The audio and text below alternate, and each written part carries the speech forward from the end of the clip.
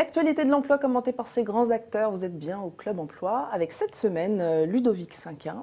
Bonjour. Bonjour. Vous êtes l'un des fondateurs d'Octo Technologies, vous en êtes le directeur général. France, voilà. Et voilà, cette année encore, vous avez décroché la première place au palmarès des entreprises où il fait bon vivre, Great Place to Work 2012 Oui. En français, en anglais dans la catégorie des entreprises de moins de 500 salariés. Alors Octo, c'est un petit cabinet, on peut dire comme ça, parce qu'il y a 150 salariés environ en France. Oui. Alors ce prix récompense les pratiques sociales des entreprises qui se soucient du bien-être de leurs salariés, parce qu'il y en a. Oui. Alors, pour décrocher ce prix, j'imagine qu'il faut postuler, c'est bien ça? Oui, absolument. Et pourquoi vous avez postulé, vous?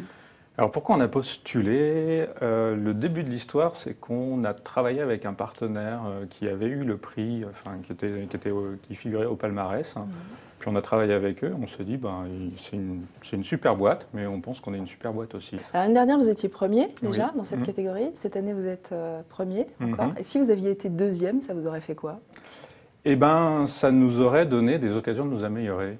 Ouais. Voilà. Parce que l'intérêt aussi de ce type de palmarès, c'est un peu de se benchmarker.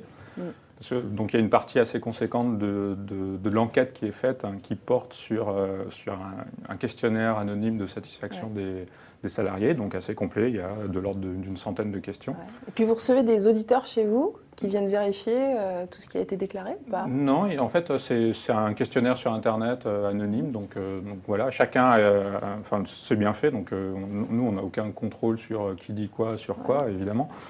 Et donc, du coup, ça donne plein d'informations sur les thèmes qui sont importants pour l'entreprise, la fierté d'appartenance, le respect des salariés.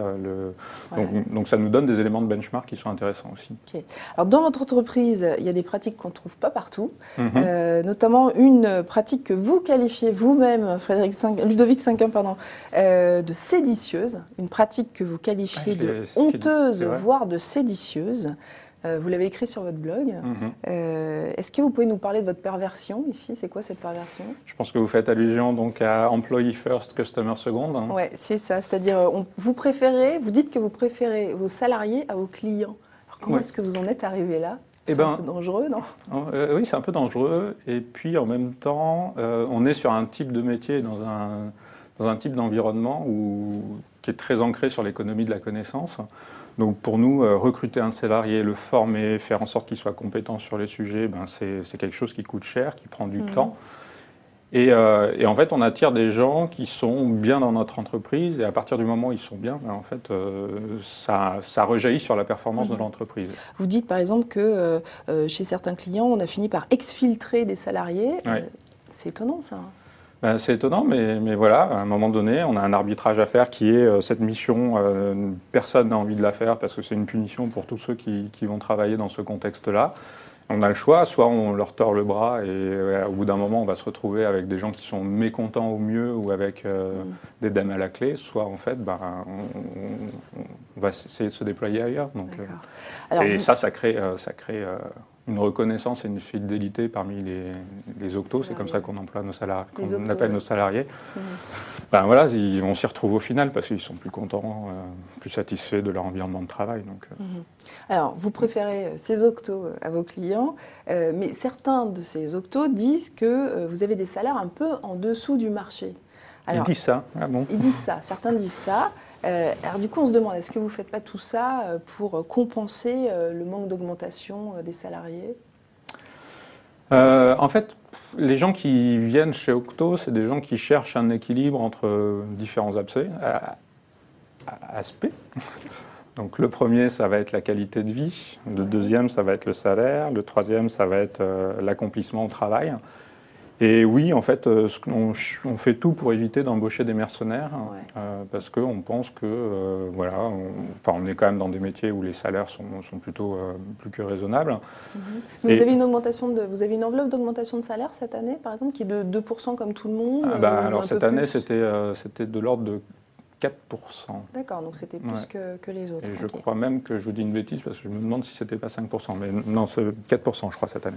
D'accord. Parmi les autres pratiques séditieuses, il y a aussi... Il y en a tant que ça. Ouais, il y en a pas mal. Il y a aussi, du moins que j'ai relevé, la règle des 20%, un peu comme chez vous. Est-ce que vous pouvez nous résumer cette règle? En quoi elle consiste? Alors la règle des 20%, c'est de dire que les consultants en moyenne dans l'entreprise ont 20% de temps non facturé. On fait de la prestation, hein, donc de temps non facturé chez le client, donc du temps qui est dédié à l'interne. Et qu'est-ce qu'ils en font alors de ce temps? Alors ils en font plein de choses. Ils ne bossent pas? Si, ils bossent. J'espère. Vous ne contrôlez pas, d'accord. Non, c'est vrai qu'on contrôle assez peu. Mais donc sur ce 20% de temps, il y a déjà du temps qui sert à vendre nos prestations, parce que ça prend un peu de temps, et ce n'est pas que des commerciaux qui le font, c'est aussi les consultants. Et puis ce temps interne, il sert essentiellement à deux choses, qui sont faire de la R&D, parce que notre enjeu, c'est d'être un peu en avance de phase sur tout ce qui se fait, parce qu'on est petit, donc si on ne va pas plus vite que les autres, on va se faire croquer. Et l'autre enjeu, c'est s'améliorer en permanence. C'est une des croyances fortes qu'on a. On recherche en permanence de meilleures façons de travailler. Ouais. Et pour ça, il faut... ça aussi, il y a un bouquin qui est sorti là-dessus aux États-Unis, ça s'appelle Slack.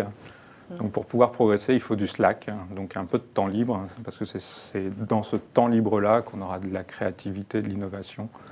Et de la nouveauté. Si j'ai bien compris, tous les salariés ont 20% de leur temps, ou bien les jeunes ont 10%, les seniors au final, c'est plutôt comme ça. Ouais. Et puis ça dépend aussi de si la personne va prendre un engagement interne fort, du style est-ce qu'il va porter un chantier de R&D ou pas. Mais voilà, en moyenne, c'est plutôt les plus anciens qui ont un peu plus de temps et les jeunes en ont un peu moins. Est-ce que ça a débouché sur quelque chose de concret, sur un projet concret et lucratif pour vous? Ça a débouché sur plein de choses en fait. Alors ça a débouché... Alors concret, oui, plein. Ouais. Je peux citer, alors on a publié différents bouquins et white papers depuis la création d'Octo. Je pense qu'on doit être à une dizaine, quinzaine de publications. Réalisés donc par les salariés. Oui, absolument. Ça a donné lieu à un événement qui, je pense, est assez marquant sur le secteur, qui est l'USI. Une université du système d'information, oui, absolument. Où il y a des Octos qui participent et qui apportent du contenu à cette université. On peut voir des vidéos sur votre Toutes les vidéos sont en ligne sur le site de l'événement, absolument. Ça permet d'incuber des projets. Alors avec tout ça, Octo était jusqu'à présent un peu un ovni, notamment sur son taux de turnover. C'est-à-dire vous aviez un taux qui ne dépassait pas les 6% sur les 5 dernières années. Est-ce que ça a changé, ça? Est-ce que vous avez réussi à maintenir ce bas niveau? Et malheureusement pas, non. Donc ça n'empêche pas, ouais. Non, on a eu deux années avec un turnover assez conséquent. De combien à peu près? Qui approche les 20%, donc qui est en fait dans les standards du marché. Mais ça ne nous satisfait pas, parce que chaque fois qu'il y a quelqu'un qui part, c'est une bibliothèque qui brûle. Hein. C'est pas loin d'être ça. Donc, est-ce que vous cherchez à fidéliser vos salariés? Ça, on l'a bien compris. Oui, évidemment, toutes ces opérations. évidemment. Et est-ce qu'on peut vieillir chez vous? Est-ce qu'on peut avoir plus de 45 ans? Ce qui n'arrive presque jamais dans les SS2I. Oui, on peut avoir plus de 45 ans chez nous. Vous en avez chez vous? On en a, et même on en recrute. Ah oui? On en a, alors, pour le coup... un des recrutements qu'on a fait de façon assez directement corrélée à Great Place to Work l'an dernier, ça a été justement le recrutement de gens qui avaient plus de 45 ans. Vous avez combien d'embauches prévues cette année, si on peut passer le message? Eh bien, on a au moins 30 embauches prévues cette année, et ça peut être plus. Et tous les postes sont sur votre site, d'accord. Voilà. Ludovic Cinquin, merci d'avoir participé à ce Club Emploi, Cadre Emploi, Le Figaro Économie. On se retrouve dans une semaine avec un nouvel acteur du marché de l'emploi.